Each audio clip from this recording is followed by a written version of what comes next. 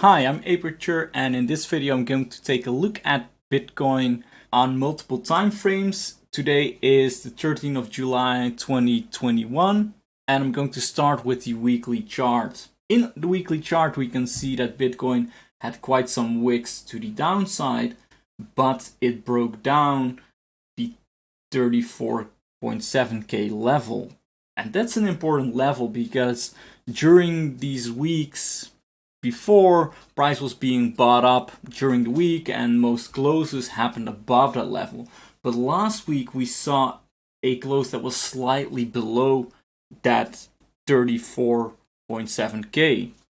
And this week we're seeing a breakdown. We're only 2 days in, so it would be really good to see if Bitcoin got bought up and price would reach a close above that level.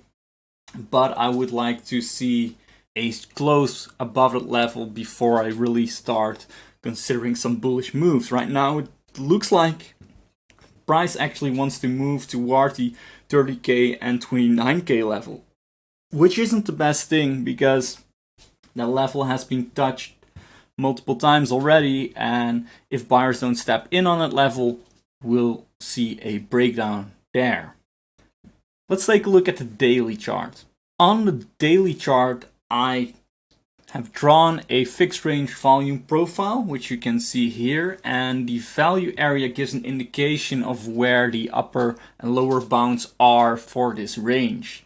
So the value area high is marked by the yellow line, and the value area low is marked by the yellow line at the bottom.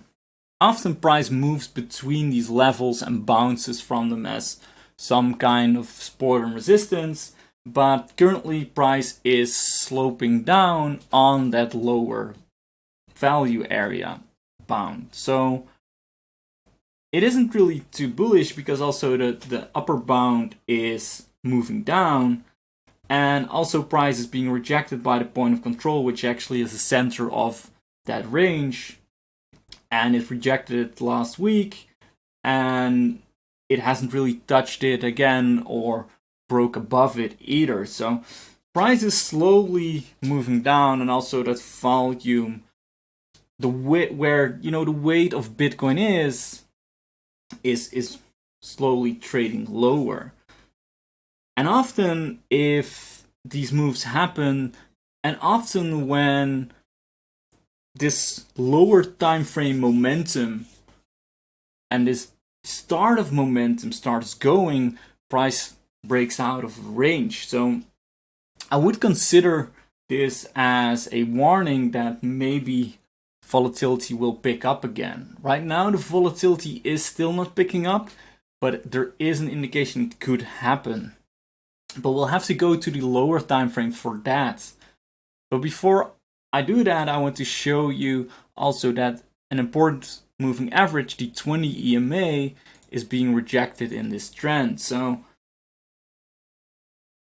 on this chart you can see that Bitcoin has rejected that moving average several times already, and it did again yesterday, but today we see some extra confirmation with that selling going on and bears really pushing through.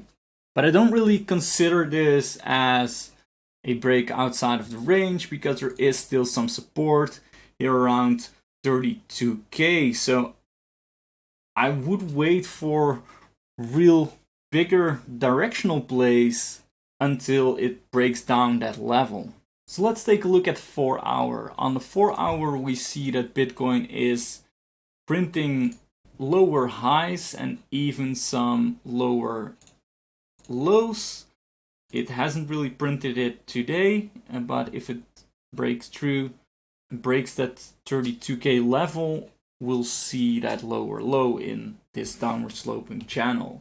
But mostly what I think is interesting here is that volatility is decreasing and we see less and less of that price action, and it's mainly chopping around. The only way to trade this is with Fibonacci levels, and as you can see they were respected quite well. This is the 0.618 Fibonacci here on this move, and then it moved into a 0.786 Fibonacci, And then once more, over here you could see that the 0.786 Fibonacci was respected and there was a move down. But since price doesn't do a full retracement or doesn't break those previous highs or lows, the problem is that there isn't really a direction here. So that's why I don't want to bet on a bigger directional move yet until we see a breakdown from these levels. So I've drawn some support and resistances on this chart, and in my opinion it's best to take this level by level on the lower time frames. Starting from the 4-hour and down, look at these round numbers.